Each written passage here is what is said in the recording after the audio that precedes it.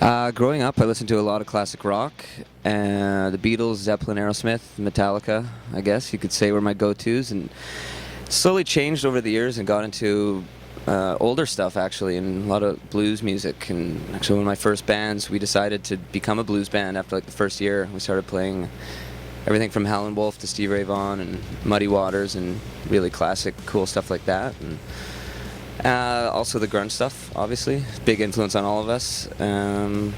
Yeah, just anything that's good. Mark Knopfler is one of my favorite guitar players, Dire Straits, Eddie Van Halen, that kind of stuff.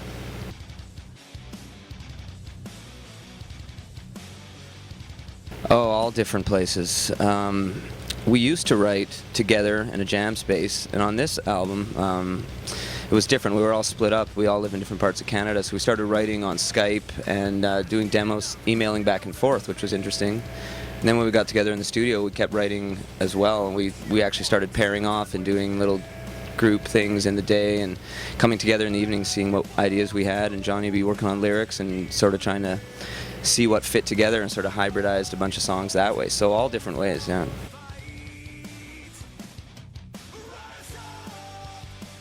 You know, it varies. I don't know, because we've had success with all different ways of writing. The last time I think would be the most success we had working in the studio on this album, because it was different and it sort of pushed us in different directions. It was actually a lot harder, so we had to find a new way to write, and it took a while. It took a few weeks before we actually had anything we liked, and then once we sort of got into our groove, we started, putting stuff together, like I was saying, hybridized, and found what fit where and what worked the best, and that's, I think, the best stuff we've ever written, yeah.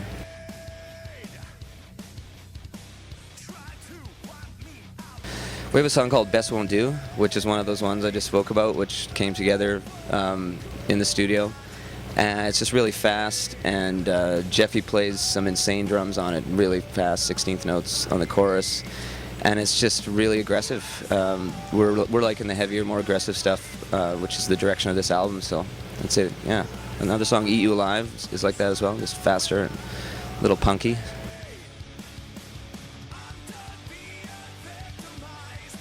We toured with a lot of bands, and it's fun to work with any great rock band. Apocalyptica right now is a pleasure to work with. Those guys are really sweet, and we're getting along great.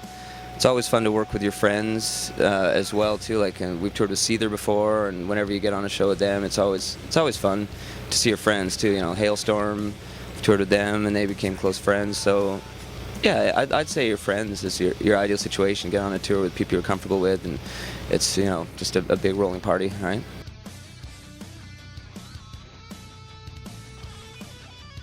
Well, get up, have a coffee, do lots of warming up, really. It's pretty standard. I'll sit and play guitar for an hour every day, make sure that this works and all that, and then we sing, get the acoustics out, do some singing together, make sure the voices are good, and just, maybe do some push-ups and then hit the stage. Yeah, just get ready.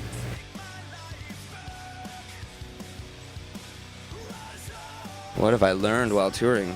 That's a tough question. I mean, I've been touring for 18 years, and I never really learned how to play in a band until I went out and did it. So I'd say just learning by trial and error, like what works for you, what kind of sound you want, just by trying stuff out, and picking up tips here and there from other people that you work with, and just soaking everything in. I mean, what can't you learn from touring? I guess it's just you just hit the ground running and just go for it. So.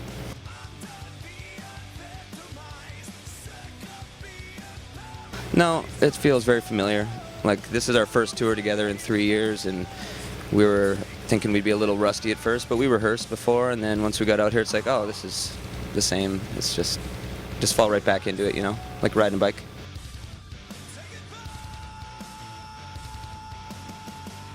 Oh, so many. There was this one show on Uproar a few years ago. We were doing a ballad called Best I Can, which is a pretty emotional song, and people really get into those lyrics. And it was a big outdoor festival, obviously, and people were moshing and just giving her to this, slow ballad, which is pretty normal. But then all of a sudden, this guy in a wheelchair got up above the crowd, and everyone sort of just stopped what was going on and watched this guy, and they helped him all the way from the back, like 10,000 people, right to the front, and crowd surfed right over over the barrier, right over the front. So everyone just sort of came together. It was a really cool moment to see everyone just sort of stop and help this guy. You could tell he was just, on cloud nine. So we were just like, holy shit, like what is going on? Yeah, kind of emotional, yeah.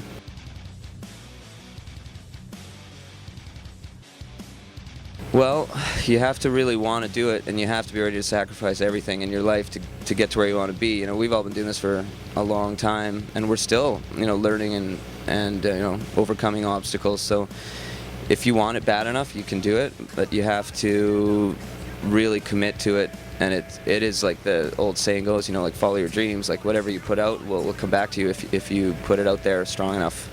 And anyone can do it. It's just the people that go to the wayside just don't want it bad enough, and people that stick around are in it.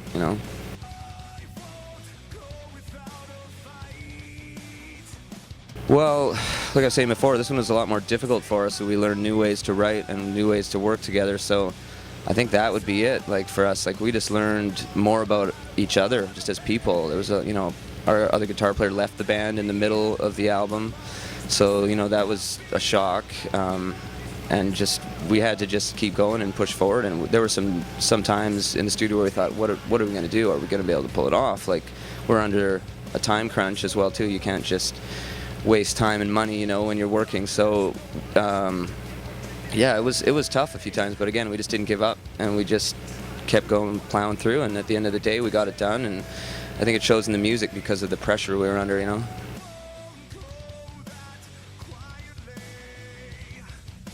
First song I ever learned, I picked up my brother's classical guitar and started playing Stairway to Heaven. A friend of mine was learning guitar, and it looked pretty cool, and I thought, I can probably do that, I'll try it out. We're just getting into music at the time, I was 13, and yeah, I started with that, and then started playing some Metallica riffs from there, and then I was hooked, and that was it. Yeah.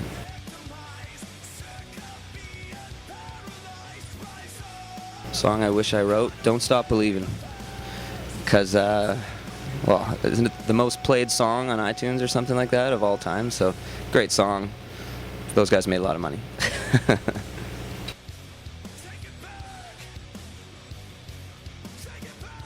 I wouldn't have a career. I don't know what I'd be doing.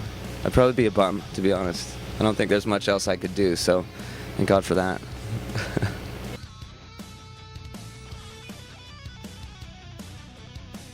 I don't know if I really have a bucket list.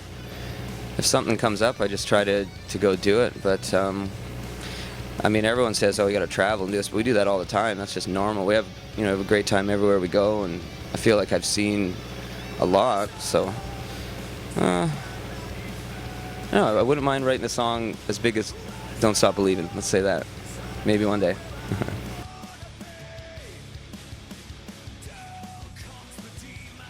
All I strive for in life is to learn, really, and just experience things and get smarter and learn from my mistakes. So hopefully one day I'll stop making mistakes and be perfect.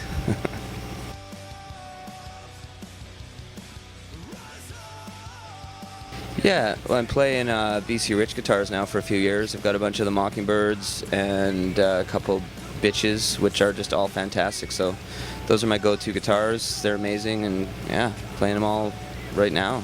They're all great.